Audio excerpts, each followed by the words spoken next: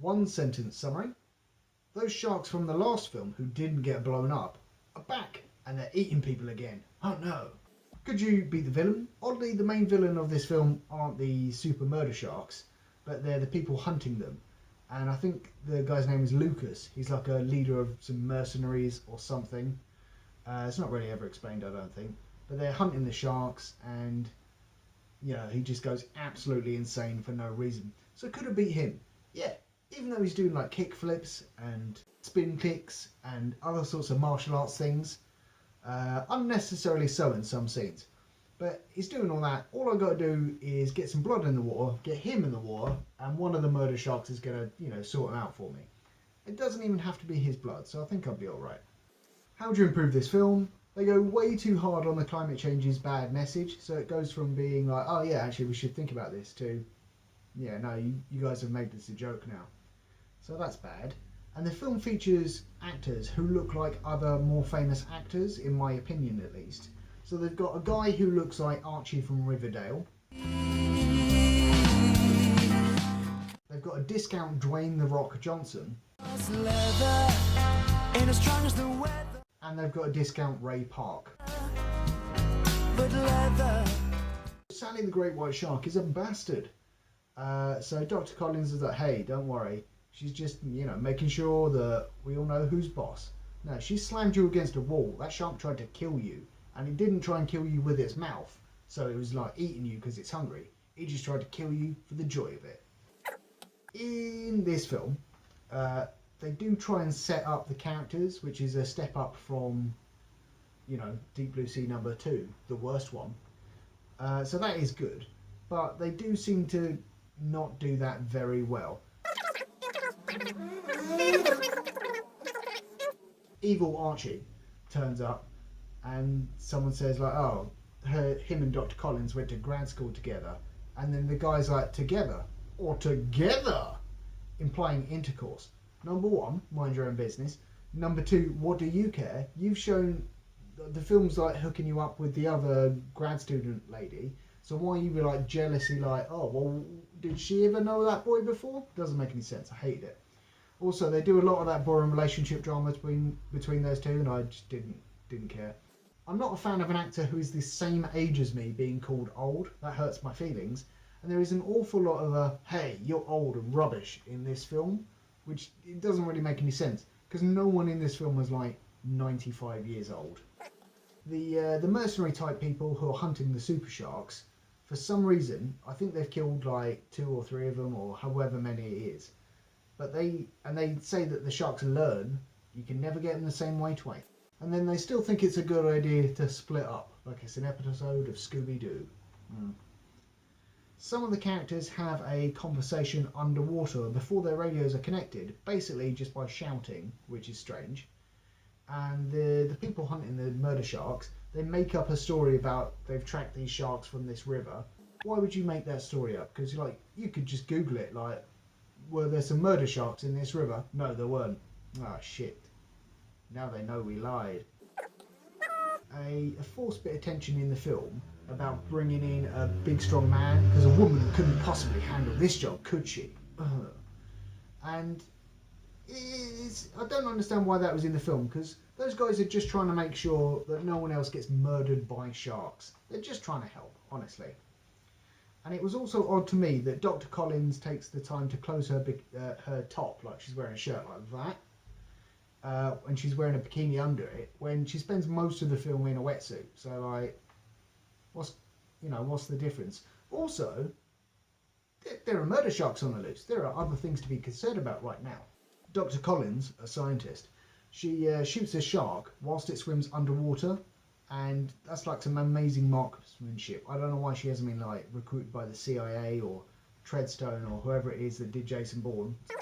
And there's one fisherman in this town who either lives with what I thought was his like wife or girlfriend, but maybe his sister according to Wikipedia. So that was a confusing relationship. Anyway, one fisherman in town, and no one thinks to warn him about the murder sharks, so he gets murdered by a shark.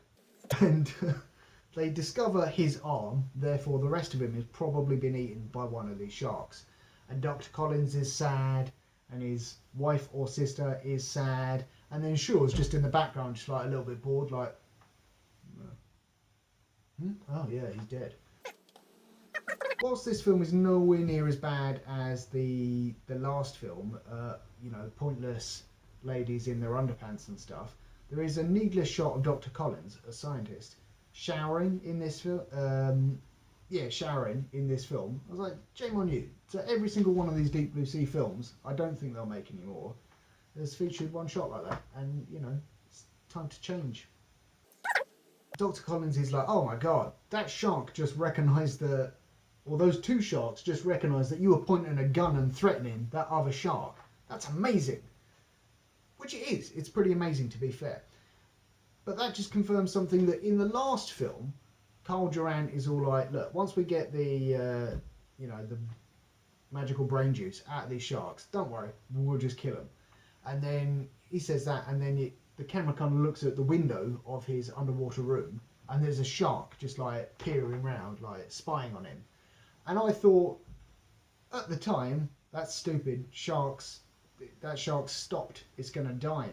But then I was like, was that shark spying on him? Did it understand those words? No, that can't be true. But then according to this one, they recognise a shotgun or something like that. So maybe that shark was spying on him in the last film. I don't know, weird. If they had set up that the internet connection at this little happy island place was very reliable, so when it goes down, that is suspicious, or that it goes down all the time, so who knows what's going on, I would have thought it was less bullshit than them seeing the internet was down and immediately suspecting skullduggery.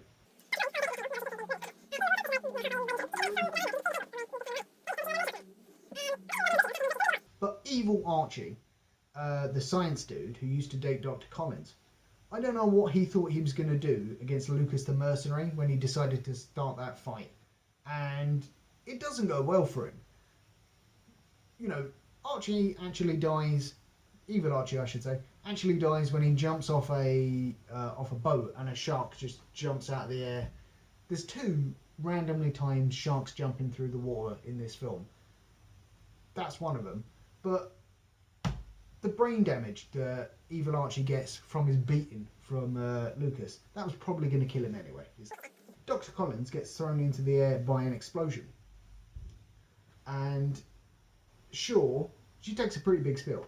And then Shaw's all like, oh my god, are you alright? Yeah, it turns out she's absolutely fine. Don't even worry about it. So there's obviously a subplot in this that maybe she is a Treadstone style super agent. I don't know. The 2 comic relief characters who are trapped, quote unquote, in a sinking building. Anyway, they decide that actually we are going to bother try and save ourselves, and they climb through a hole in the ceiling. The ceiling, when we're in the building, does not look the same as when we're on top of the building, which is stupid. And then one of the murder sharks smashes through the ceiling when they're on it and chomps the dude. And then when we see that same bit of ceiling like in the very next shot, there's no shark-shaped hole in it. Dr. Collins is in a race against time to save, sea life and people and stuff from a mine. There's no time to waste. She does go and change her clothes, but apart from that, she's right on this mission. Lucas, the mercenary guy, he's beaten up Shaw. He said he's old, so he's hurt him emotionally as well. And then he's got Shaw on the ropes. Shaw's got nothing left in the tank. And then Lucas is like, hey, nameless minion, come and finish this guy off. Well, I apparently have, something better to do. And then the nameless minion is the other guy that gets chomped by a shark when a shark jumps out of the water completely randomly. Comic relief woman, she's in a little shack when it sinks or whatever, and you don't see the shark eat her. I think you see her like climbing into this wardrobe or somewhere along those lines, and then everyone's like, oh no, she's dead, I'm so sad. You're like, she's not though, is she? Because she's definitely going to come back at the end of the film. She's the plucky side character who survives, this is bullshit. And then she did at the end, so I was sad about that, because it's hard to be right all the time. Dr. Collins, a scientist, gets in an underwater fist fight with a dude who snuck up on her, didn't like that very much, and suddenly the great white shark comes to save Dr. Collins and just appears out of nowhere. It's bullshit. At one point earlier in the film, we see some dead great white sharks to like prove how these murder sharks are pretty hardcore. And I thought that was Sally the shark, but it wasn't. She was alive. Why would you introduce two old school fishing spears and not have them come into like proper use? In the climax of the film, the fisher lady has got two spears and she throws one of them at Lucas the mercenary guy and it misses. And then Dr. Collins is in a like a trash compactor thingy about to get chomped in the face by a shark, and you think, oh wow, this is where the spear's going to come in. Hit that shark straight in the face. And the fisher lady's like, hey, that's for eating either my brother or husband. Well, that doesn't happen in the film. And Dr. Collins, she's got this mine that the mercenary types were going to blow up the ocean with. Strangle any dream.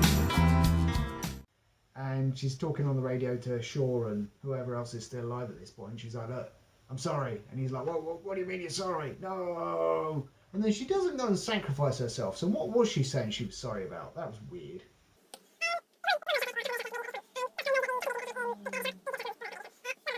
Dr. Collins says, this beacon, the sharks will come to it. They think it's their mother. And Shaw says, I don't get it. Someone needs to check Shaw for brain damage, because that is not a hard concept. You're going to lure those sharks towards you, because they will come towards this beacon. Whoever made that trash compactor thing, that Dr. Collins was in it, and side note, as a scientist, she basically tries to punch a shark to death in that thing. But whoever made that thing is an amazing workman, because that thing gets blown up.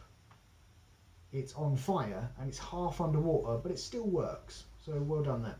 And that shark doesn't get speared in the head, instead gets crushed by the trash compactor. Why does it explode? I don't understand that.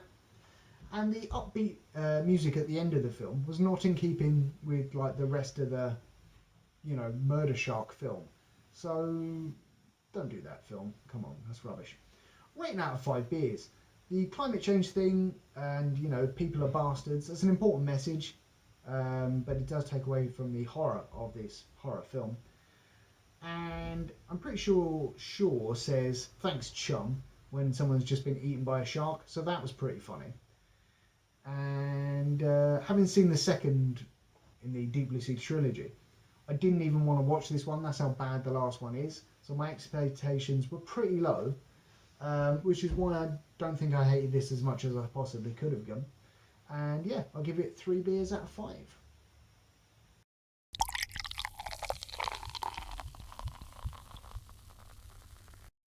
And leather, in as strong as the